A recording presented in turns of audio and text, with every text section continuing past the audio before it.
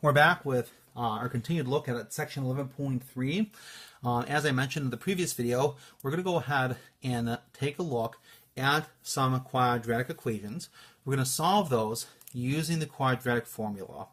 And we're going to take a look at what solutions we get, and then see how using the discriminant helps us to predict the nature of those solutions. So we're going to have to take a look at 4 problems to make a comparison of each, and let's go and see if we can do that right now. So we're going to start with kind of a basic one.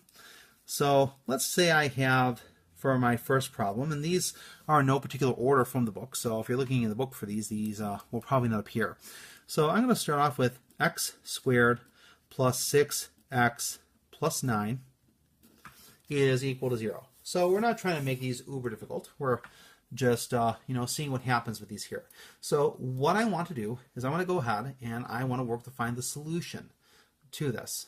Okay, so one thing we can actually, now let's go ahead and use the quadratic formula because I want you to see how this works in relation to the quadratic formula. So if I have x equals negative b plus or minus b squared minus 4 times a times c over 2a. I'm going to go ahead and put everything in now. This is going to be 6. This is going to be 1. This is going to be 9. So we're going to have x is equal to negative 6 plus or minus some number over 2. Well, let's see what happens here with this radical value. So we're going to have, let me see if I can do this over here actually.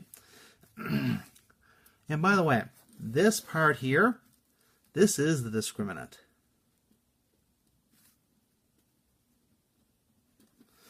Now, so if we have 6 squared minus 4 times 1 times 9. Notice, I'm not using the radical here, but I just want to see how this is going to impact our value. It will bring the radical back over here, and then we'll simplify it. So 6 squared is 36. 4 times 1 is going to be 4. 4 times 9 is going to be 36. 36 minus 36, that's going to be 0. So for the discriminant here, we know that the discriminant is equal to 0. Let's see how that's going to impact our answer here. So if I have a 0 in this here, that means I have for an answer negative 6 plus and minus 0, because the square root of 0 is 0, over 2. Well, if I have negative 6 plus 0 over 2, or negative 6 minus 0 over 2, negative 6 plus 0 is negative 6 over 2. Negative 6 minus 0 is negative 6 over 2. Well, negative 6 over 2, well, that's equal to negative 3. That's equal to negative 3. This is why we say when the discriminant is 0, the answer is going to show up twice. Okay? So, and remember, the way we characterize the root we get when we have a question like this is we get a repeated solution that is rational. So, we characterize this as a repeated. Now, sometimes you'll see it used double also. And the other word you see with this is rational. And by rational, we mean it's a whole number without any radicals in the solution. So we have an example here where we have a quadratic equation that has a discriminant of 0, and because it has a discriminant of 0, we get the same answer 2 times. So to begin, this is the first example about why when the discriminant is equal to 0, we get 2 answers that are identical to each other. Let's go ahead now and let's take a look at another problem that's going to have a bit of a different outcome. So let's go ahead and take a look at, this is going to be question 24 from the book. And this is going to be 3a squared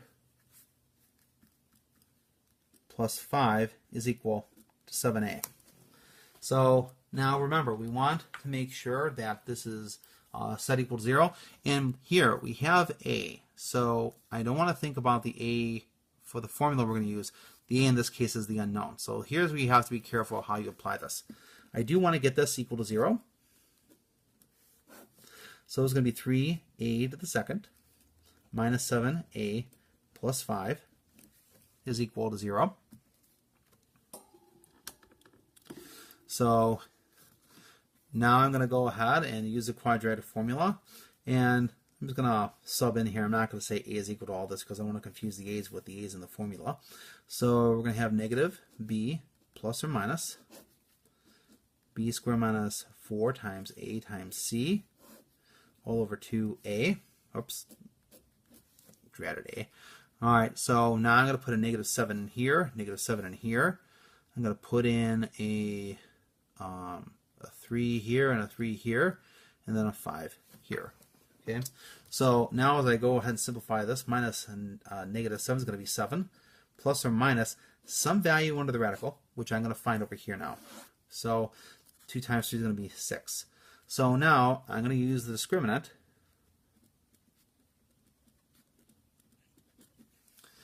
And I will find it as negative 7 squared minus 4 times 3 times 5.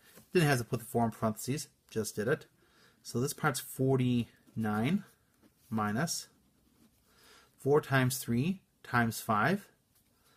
That's going to be 12 times 5 is 60. So 49 minus 60 is going to be negative 11.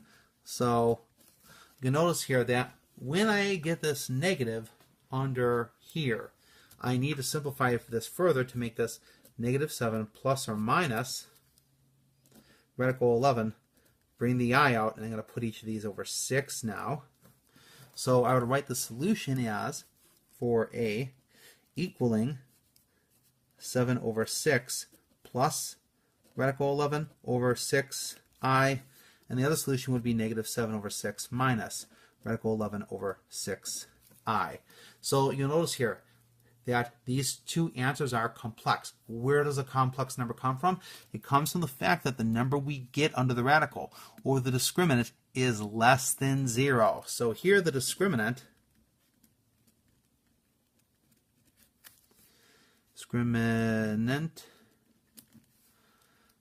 is negative or less than 0.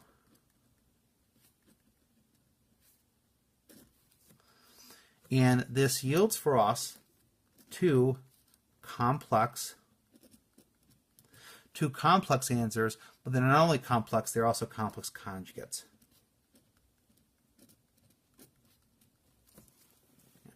Now, when you're doing the work for section 11.4, you don't have to show all of this work. The main reason you've seen the last two questions and you're going to see the next two is to understand how the discriminant plays a role in characterizing the type of answers you get in the quadratic equations. We will be doing other questions after we do these next two examples that shows us very quickly how we can just characterize them without having to do all of this work. So right now this work is just meant to kind of justify the reason we can use the discriminant to characterize the answers. Let's do two more questions, and let's see what kind of answers we get from these. So for number 13 now, this is going to be 13 from the book. We have 4x squared plus 8x minus 5 is equal to 0. So again, I'm just going to go right to the quadratic formula. So it's going to be negative b plus or minus b squared minus 4 times a times c over 2a. And I can, whoops, I don't want to write a, I just want to write a blank. And I'll just put an x here because that's what I'm going to try to find. So the value of b is going to be 8. The value of a is going to be 4. The value of c is going to be negative 5. So again here, I can write this as negative 8 plus or minus. And again, I want to see what the discriminant is going to be. The number underneath the radical is going to be the value of the discriminant. This is going to be 8 here. So let's take it over here now. So we're looking at the discriminant over here.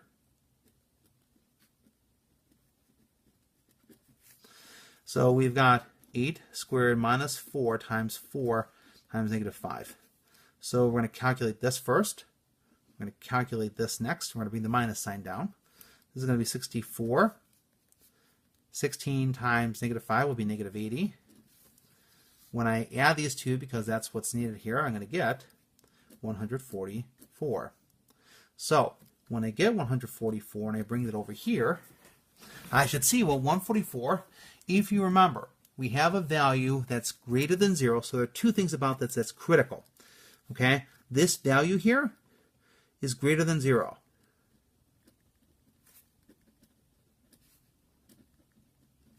Not only is it greater than 0, but the value of this is a perfect square.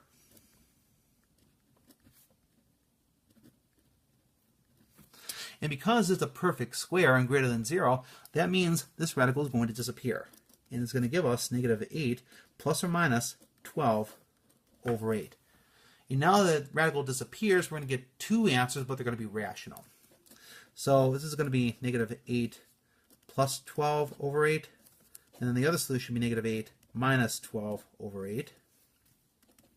Negative 8 plus 12, that's going to be 4 over 8, or 1/2. Negative 8 minus 12 is going to be negative 20 over 8. Or if you reduce that, that's going to be negative 5 over 2. So are these fractions? Yes, but these are rational answers. So we're looking at two answers that are greater than, we're looking at a discriminant that is greater than 0 and is a perfect square. So that means we get two answers that are real and that are rational. Okay, so just like 0, we got a real answer that was rational, but we only got one answer when the discriminant is equal to 0. When it's greater than 0 and it's a perfect square, we get two answers that are real and that are rational. Why is it rational? No radicals. So when we talk about rational, no radicals. Okay, that is our third example. We're going to take a look at the last example and then kind of look at the shortcut, just kind of cutting to the chase so we can quickly determine the type of solutions we're going to obtain. So the last one we're going to take a look now is going to be question number 8. And then we'll take a look at what the expectation is going to be on these questions that you're going to have for homework. X squared minus 5x plus 3 is equal to 0. So let's take a look at this. This is going to be x equals negative b plus or minus the square root of b squared minus 4 times a times c over 2a. So the value of b is negative 5, so be careful of that here. The value of a is going to be 1. The value of b is going to be 3. So when I go ahead and simplify this a little bit, I'm going to have x equals minus negative 5 will be 5 plus or minus some number under the radical. That's going to be our discriminant we're going to figure out, and that's going to be over 2. So let's go ahead and figure out the discriminant over here.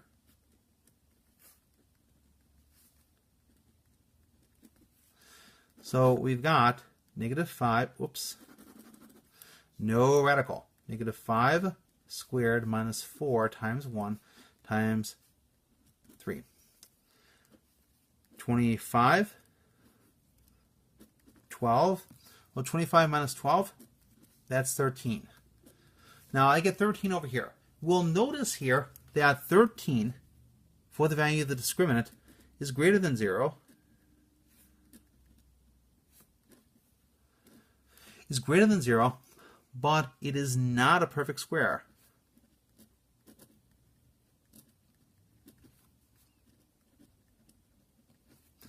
So because it is greater than 0 and not a perfect square, the best we can do to write these solutions out is going to be 5 over 2 plus radical 13 over 2, and then 5 radical 2 minus radical 13 over 2. So these are going to be two real, okay, but irrational conjugates. Now, what makes them irrational? The number under the radical, because we cannot get rid of the radical in these solutions. Now, the good thing is, when you do these questions or homework, do you have to show all this work? No. The only work I need to see is going to be over on this side. So this is all an explanation as to why we can use the discriminant for this. A little lengthy, especially once you see the work that we have, but students always get confused about this, so that's why I give a fairly lengthy introduction to this. So we're just going to take a look at 4 questions that yield different types of solutions and see how we use the discriminant then to just characterize the solution without actually finding the solution. So when you're asked to find the type of solutions you're going to get, you're not necessarily being asked to find what the solutions are, just what type of solutions you can expect if you were to use the quadratic formula all the way. So let's go ahead and take a look at a few examples here. We're going to start with number 10. So number 10 is going to be x squared plus 5 is equal to 0. Okay, so all we're going to do at this point is we're being asked to find or identify the type of solutions this quadratic formula will generate. Or this quadratic equation will generate. So I'm going to just write b squared minus 4ac. For this, you'll notice that there's no like bx term. So the value of b is equal to 0. So it's going to be 4 times 1 times 5. So all this is going to come down to be equal. Because the value of the discriminant is negative 20, we say we have 2 complex conjugate solutions.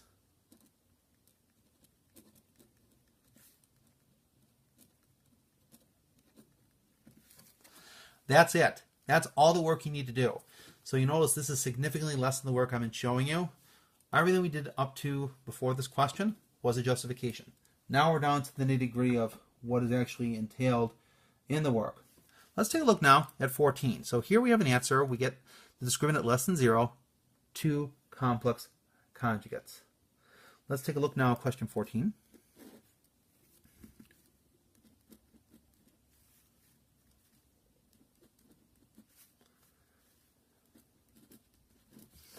Again, what we're going to do in this problem is we're going to go ahead and write b squared minus 4ac. We don't want to know what the solutions are, just what kind of solutions we'll get. So we know that b is equal to negative 12. A is 4, C is 9. Bring the minus sign down. This is 144. 4 times 4 is 16. 16 times 9 is 144. So we get the value of the discriminant being equal to 0. So when we get the value of the discriminant being equal to 0, how do we characterize that solution?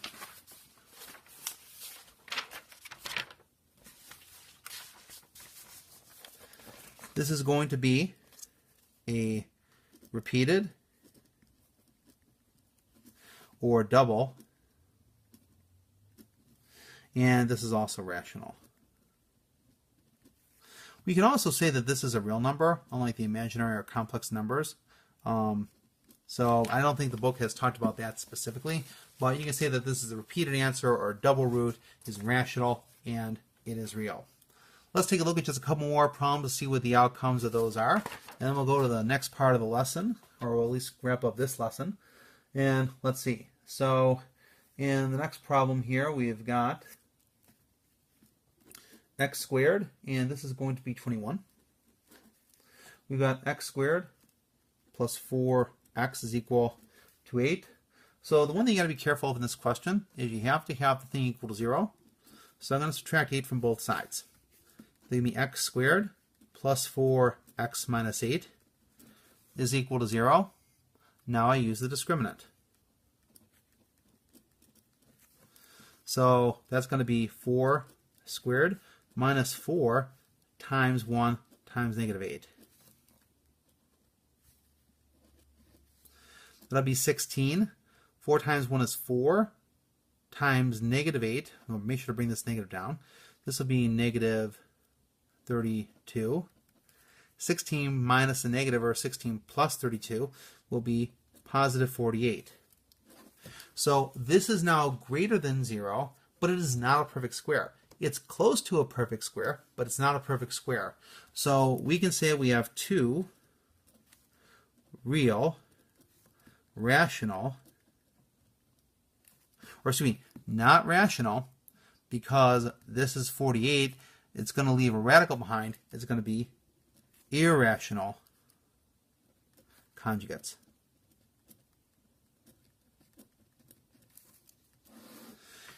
For this to be rational, remember, this 48 has to go under a radical, and not everything is going to come out from under that radical. If we get two real, but we get irrational numbers. Two real solutions, but irrational. Let's go ahead and take a look at one more problem. So something like this will be fine. So number 20, 4m squared plus 7m equals 0. So you notice in this one there's no c term. Not the end of the world. Okay? So what do? So if you have a is equal to 4, b is equal to 7, well, the value of c is equal to 0. That's important because it's going to impact the answer you're going to get here. So we have b squared minus 4 times a times c. We know the value of b is 7 minus 4. We know the value of a is 4. The value of c is 0. Well, look what that does to all that over here. It makes the whole thing 0. And then 7 squared is going to be 49 minus 0 equals 49. And since that 49 is a perfect square, we now can say we have 2. First off, it's greater than 0, so we know we have 2 real. And because it's a perfect square, we can say they're rational numbers. So these are just 4 examples of the work that you have to show in the first set of the problems here. And that's all the work you're going to need to do for the questions, like maybe the first 10 questions or so. Because all they're going to ask you to do is to determine what type of solutions these are. And your homework, you have to show using the discriminant to calculate that. Just don't tell me what they are. You can't look at them generally and tell me what they are. So please show your work. We'll come back with another lesson 11.3 in just a moment.